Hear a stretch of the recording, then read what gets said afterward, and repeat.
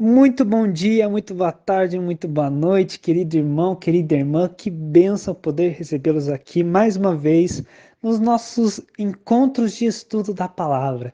Espero que Deus possa tocar no seu coração nesse momento e que nós juntos possamos nos alimentar da palavra de Deus.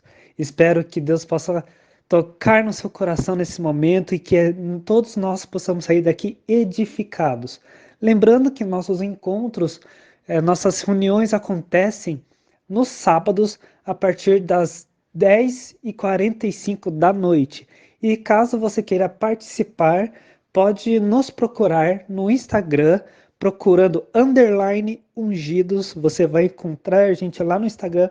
Manda uma mensagem que a gente pode te direcionar o link do WhatsApp. Entre em contato conosco e sinta-se à vontade. Deus abençoe. Boa noite, ungidos, tudo bem? Boa noite. Eu gosto dessa proatividade que nós temos. Glória a Deus. Vamos lá, Filipenses 2, né?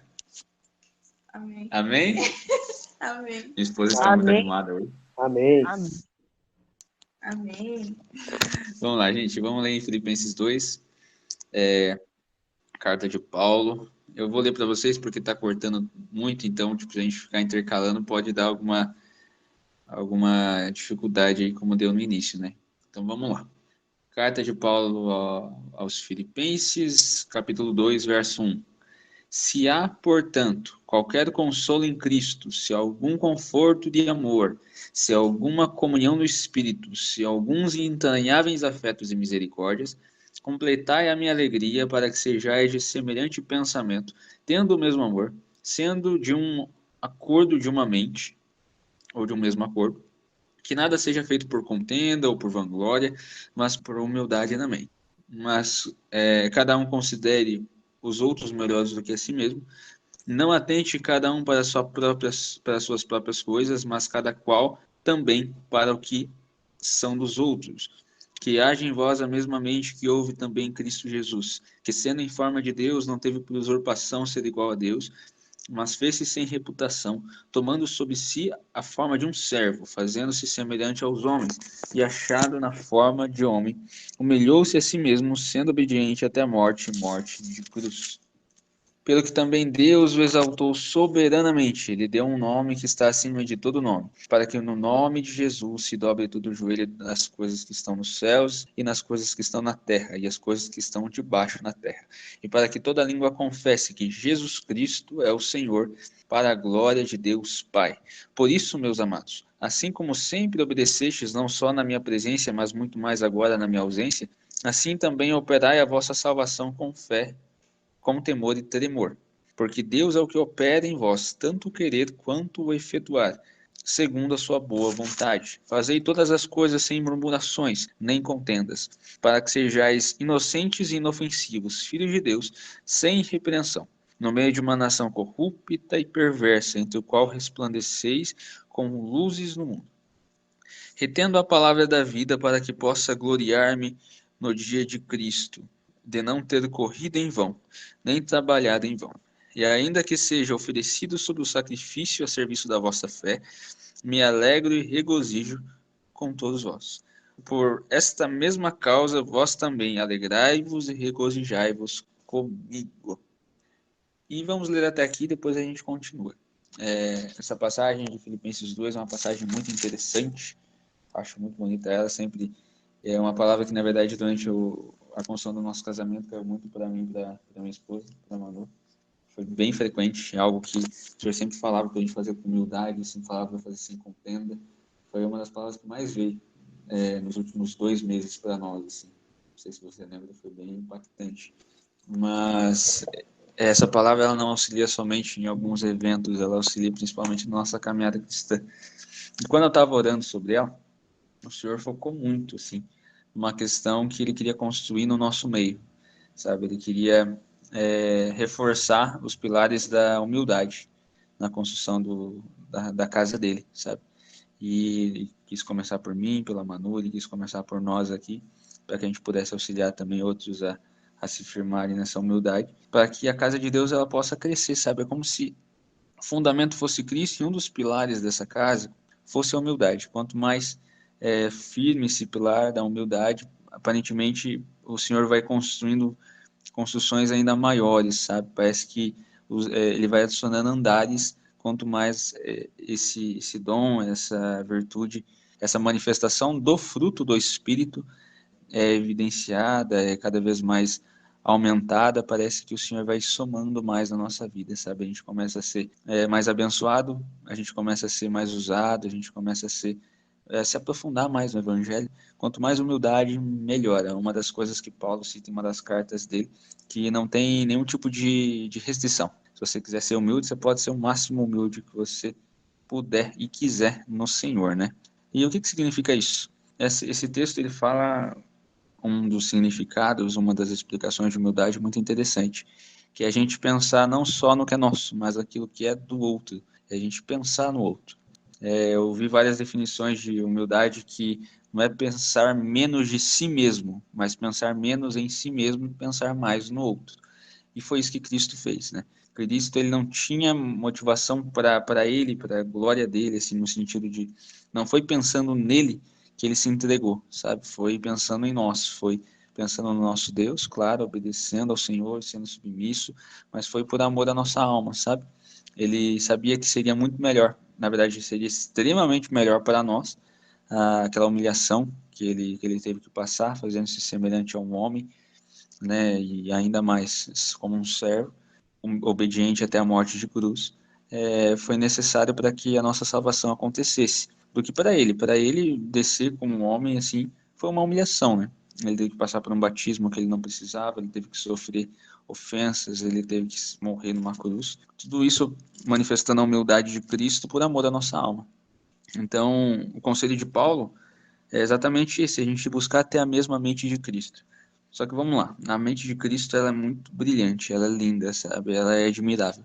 Eu creio que quando João fala, na primeira carta que a Manu até começou a ler, que quando a gente vê ele, nós seremos transformados, no finalzinho do primeiro capítulo da primeira carta de João às igrejas. Ele fala que quando a gente vê ele, nós seremos tal como ele é, sabe? Nós seremos transformados a mesma essência dele, sabe? Plenamente, num corpo incorruptível. E eu creio que quanto mais essa contemplação ocorre durante a nossa caminhada com Cristo, a gente vai ficando mais parecido com Ele também. Né? Nosso objetivo é buscá-lo, nossa essência de vida é buscar a Deus, e agora a gente tem um irmão mais velho para imitar, e esse irmão mais velho é Cristo. E se a gente escorrer um pouco sobre ele, fica até gostoso.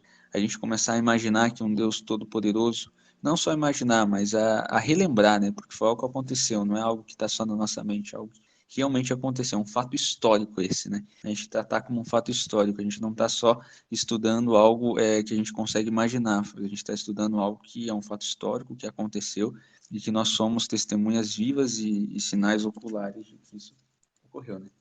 Nós somos o fruto da obra de Cristo. Então a gente vê e percebe o próprio Deus abrindo mão de toda a sua glória por uma promessa feita de redenção e a própria palavra dele, sabe? Aquilo que ele declarou para profetas, aquilo que ele declarou para homens de Deus, juízes, ele também declarou para alguns guerreiros como Davi, reis, sacerdotes, ele veio declarando por meio dos tempos e das nações, ele utilizou do povo de Israel para declarar que ele traria um salvador para o homem. Depois da queda, depois do pecado, ele traria a redenção para esse homem que um dia abandonou aquela comunhão perfeita que devia com Deus. E através dessa palavra, ele se reencarnou, ele encarnou em carne, sabe? Ele veio, como a gente leu no capítulo 1 do Evangelho de João, a palavra, o verbo se fez carne. Além de se desfazer de toda essa glória e se tornar um homem, que já é algo que não entra na nossa cabeça, que a gente não consegue nem conceber em imaginação. Ele não veio e se transformou num homem rico, poderoso e que habitava em palácios, ele veio e se transformou num homem pobre e, além de tudo, fez-se como servo. E se não bastava, ele, além de se fazer como um servo, ele foi até uma morte de cruz, uma morte em que o penduraram no meio de ladrões, uma morte em que cuspiram, bateram nele. Então, tudo isso manifesta a humildade do nosso amado, né? E tudo isso o que é mais interessante a gente pensar nesse momento foi por nossa causa. Foi para que ele não mediu, não que ele não mediu de forma alguma, mas de forma alguma ele não deu passos para trás por conta das consequências do cumprimento das palavras dele. É como se ele visse que teria consequências, e consequências muito dolorosas a ele mesmo, né, um sofrimento gigantesco naquela cruz, e mesmo assim ele prosseguisse, sendo humilde e amoroso. Muitas das vezes a gente não consegue prosseguir assim. Muitas das vezes a gente vê que vai doer, vê que vai machucar, e a gente não consegue prosseguir naquela posição de humildade que Deus nos deu. Mas é nessa posição que a gente vence. Olha, no Evangelho não tem como vencer se a gente não tiver nessa posição de humildade. Porque o próprio Evangelho ele garante que aquele que se exalta ele é humilhado, mas aquele que se humilha é exaltado. O que é se humilhar? É a gente aceitar plenamente o que Deus determinou para nós, sem achar que nós temos capacidade, competência ou inteligência suficiente para pensar em desacordo com Deus e assim ainda fazer seguir nossos próprios pensamentos e ideias, achando que a gente tem um plano melhor que Ele. Então é a gente realmente ser submisso a essa vontade de Deus, como Cristo foi. Então, através da humildade, a gente consegue cumprir aquilo que Deus tem preparado para nós, por exemplo. A gente não vem e coloca os nossos planos diante de Deus e dizendo que eles são melhores. Eu creio que nessa noite o Senhor queria falar sobre isso com a gente. Ele queria falar que a humildade é como um passaporte para a gente viver o melhor de Deus na Terra. Sem humildade, não tem como a gente alcançar lugares que o Senhor quer nos colocar. Sem humildade, a gente bloqueia e impede o trabalhar de Deus não no reino. O reino vai prosseguir, ele vai levantar outras pessoas, mas o trabalhar do reino de Deus na nossa própria vida. A gente percebe que o Senhor muitas das vezes ele não pode nos usar, e não porque ele não pode, ele não tem autoridade, mas porque se ele nos usar em alguma obra, aquilo pode nos fazer tropeçar e cair de um jeito absurdo. Ele tem que refrear promessas na nossa vida para que, porque se acontecesse agora, nesse momento que a gente está, a gente não tem humildade suficiente para aguentar. Isso poderia ser uma pedra de tropeço para nós. E nunca que o Senhor daria algo para nós que seria uma pedra de tropeço. Eu creio que o Senhor ele vai moldando a gente.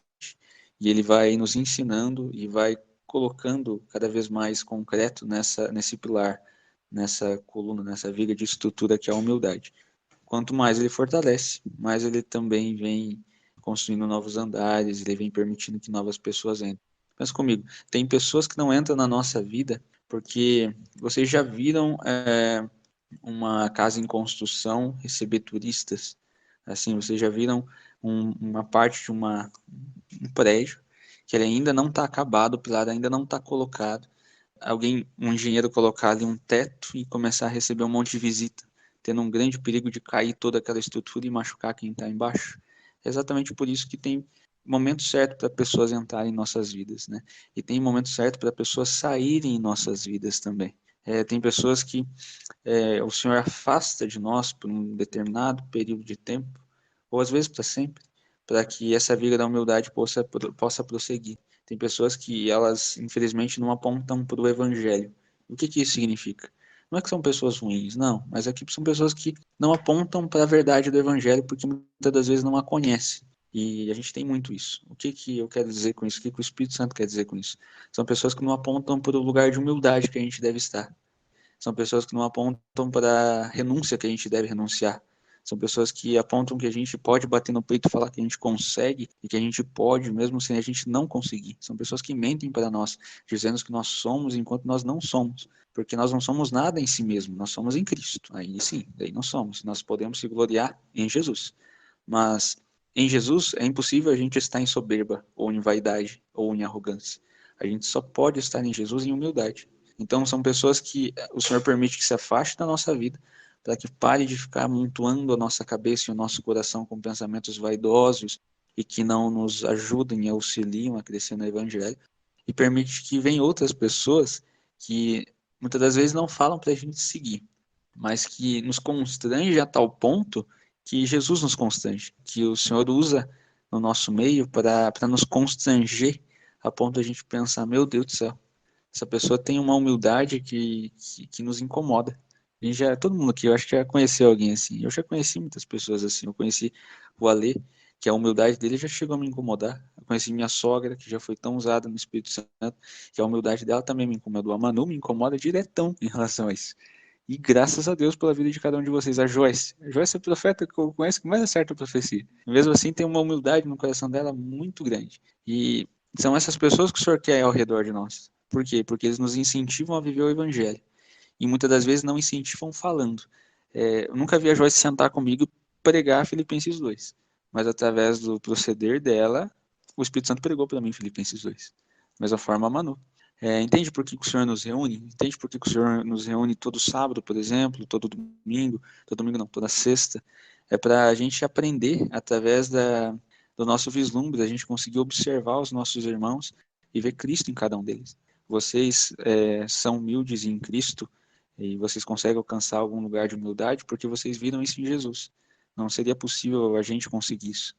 De si mesmo, o Alê nunca seria humilde, mas ele viu a Cristo. E Cristo agora reflete-se nele, ele pode ser humilde e nos ensinar a ser um pouco mais humilde. Eu acredito que o Alê, por exemplo, ele teve um vislumbre, ele conheceu um pouco mais de Cristo de uma forma que muitas das vezes eu não conheci. Mas através da vivência e do convívio com o Alê, eu posso conhecer um pouco mais de Cristo. E imagina o que Paulo está ensinando aqui. Ele está nos ensinando, ele está nos exortando a ser como Jesus. O próprio Paulo que se desgastou e desgastou pela obra. Ele está ali nos ensinando a ser como ele e a ser como Cristo. Muitas das vezes nas suas cartas ele falava: vocês devem me imitar. Por quê? Porque ele buscava imitar Cristo. Ele buscava observar o máximo que ele podia de Cristo. Isso a gente percebe em cada um dos ensinos dele. E ele garante, e não como ele garante, mas ele tem uma confiança tão grande que ele pede para os discípulos dele o imitar. Eu não tenho uma ousadia tão grande assim. Acredito que muitos de nós aqui não têm essa ousadia. Mas se a gente estivesse observando a Cristo, eu tenho certeza, tipo, se a gente estivesse observando mais ainda a Cristo, não que a gente não esteja, mas se a gente estivesse focando a nossa vida, como o Paulo focou dele, por exemplo, em observar Jesus, em ter a própria mente de Cristo, sabe? E como ele fala, tem a mesma mente, o mesmo pensamento, a mesma mentalidade de Jesus. A gente resplandeceria ainda mais essa luz, sabe? Bom, dito isto, vamos dar uma sequência aqui. Filipenses 2, glória ao nome do Senhor. Por isso, meus amados, assim como sempre obedecestes, não só na minha presença, mas muito mais na minha ausência, assim também operai a vossa salvação com temor e tremor. Porque Deus é o que opera tanto o querer quanto o efetuar, segundo a sua boa vontade.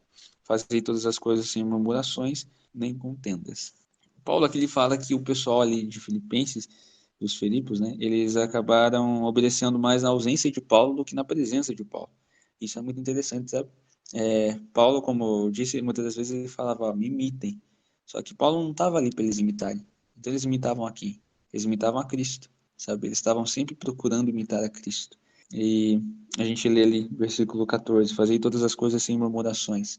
Isso a gente percebe na vida de Jesus. Em Atos 3, Pedro prega sobre ele ser o cordeiro mudo. Não, na verdade foi em Atos 8 que o eunuco ele está lendo essa passagem de Isaías, que ele é como um cordeiro, que ele vai mudo ao matadouro e ele não reclama, ele somente obedece. Esse é o nosso mestre, esse é o nosso Senhor, esse é aquele quem a gente deve imitar. Então, essa passagem que Paulo está escrevendo aos Filipenses representa, na verdade, Cristo. Fazei todas as coisas sem murmurações e nem contendas. Cristo ele não ficava brigando na praça, não. O pessoal perseguia ele, mesmo assim ele dava um bom testemunho, mesmo assim ele expressava Cristo.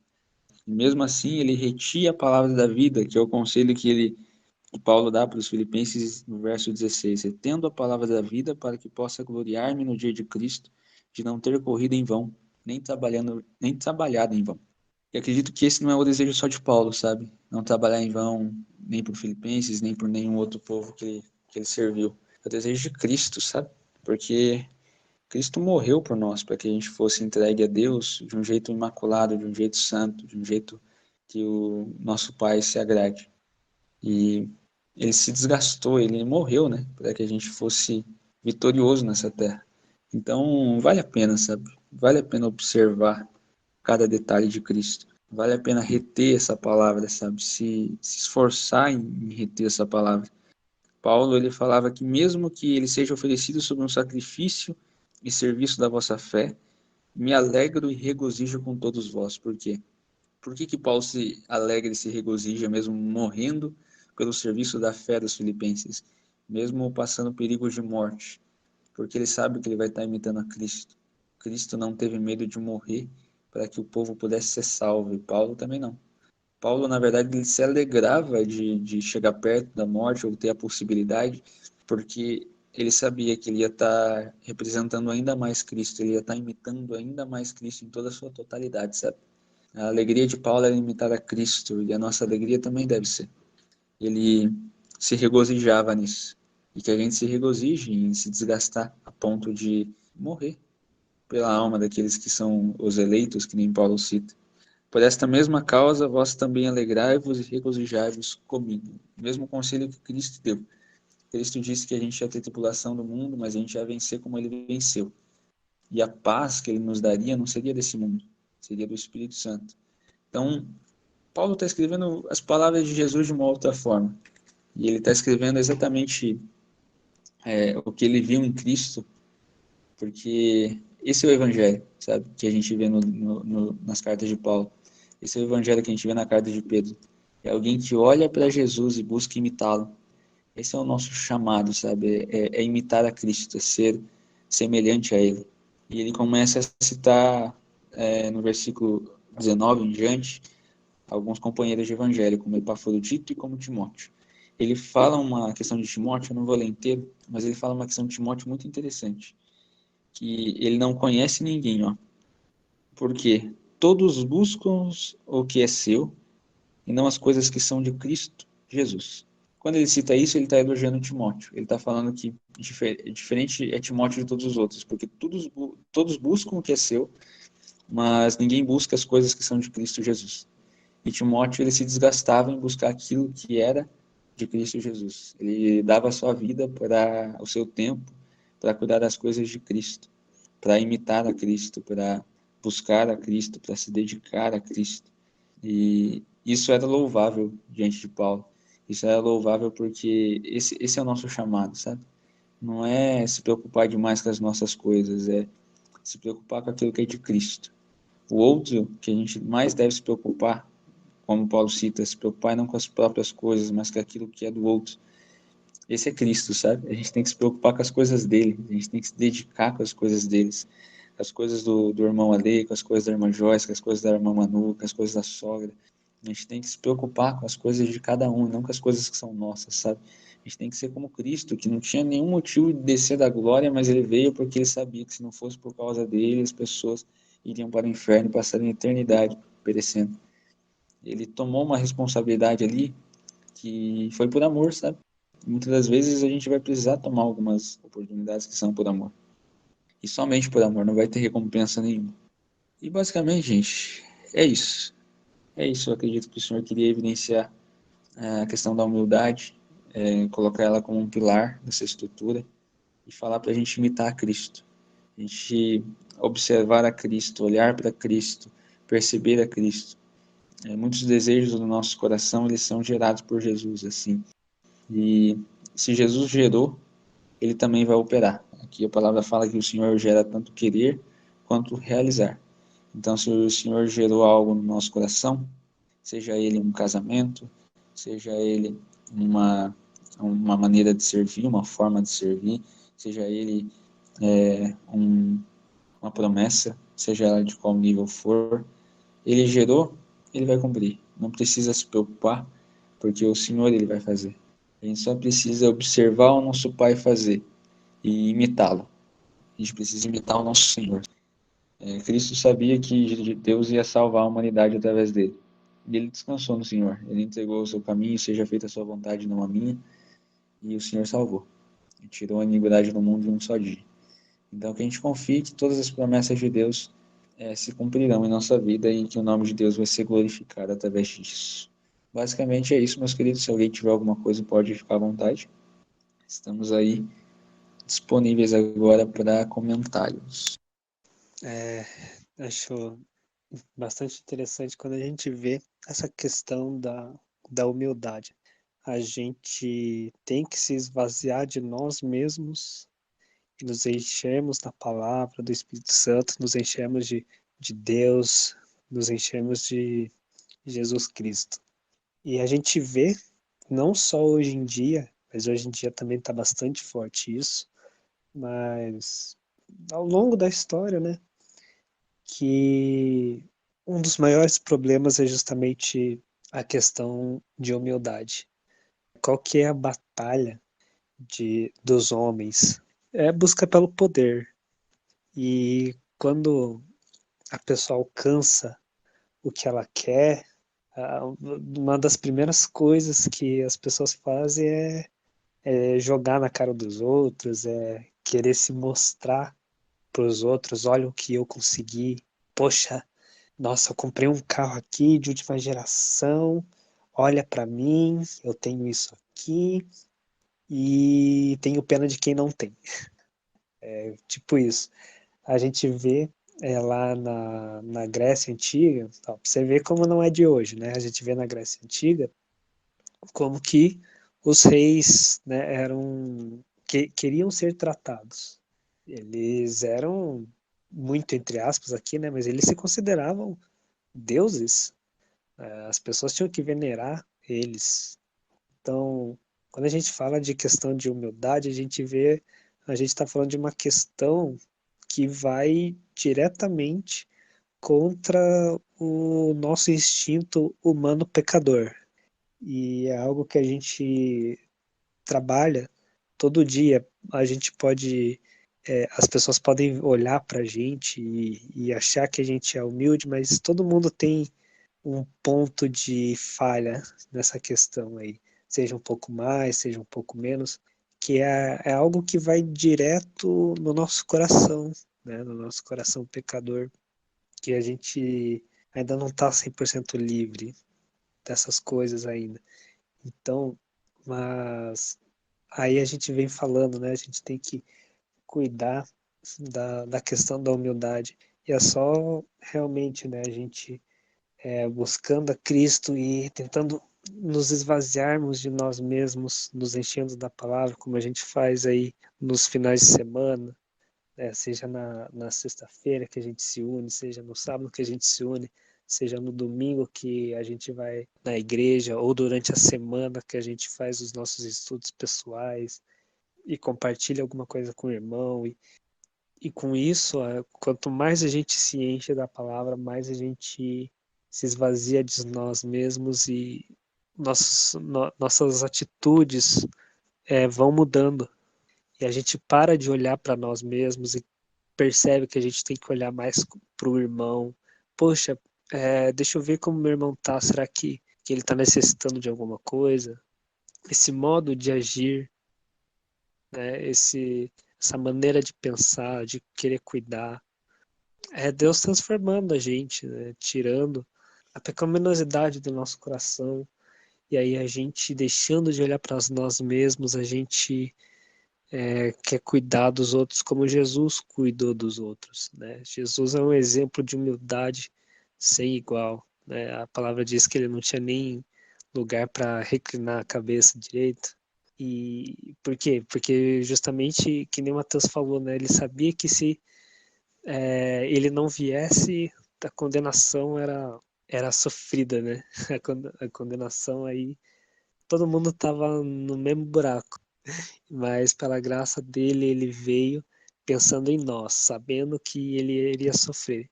E a gente tem a coragem de sofrer pelo nosso irmão, isso é uma coisa para a gente pensar, né? É uma das coisas para a gente ver se a gente realmente é humilde ou se a gente só acha que tem humildade. Até onde eu iria para ajudar o meu irmão, para auxiliar ele, para cuidar dele? Será que eu só iria até onde a minha zona de conforto permite? Ou será que eu ultrapassaria essa barreira e sofreria pelo meu irmão em nome de Jesus, pelo Evangelho, como Deus nos ensina? Entregar a nossa vida para Deus, entregar a nossa vida pelos nossos irmãos, né, para a honra de Deus. Então, essa é uma questão que a gente tem que pensar bastante todos os dias com cuidado, porque se a gente desviar o olhar para o lado, a gente vai cair nisso. Porque a nossa natureza pecaminosa, uma das maiores lutas é justamente contra a humildade. Qualquer coisa a gente se autovaloriza, se autovangloria, e aí a gente conquista alguma coisa, foi pelas nossas forças e tudo mais. Então a minha oração é que a gente permaneça sempre em comunhão, não só com Deus, mas também com nossos irmãos, sempre olhando para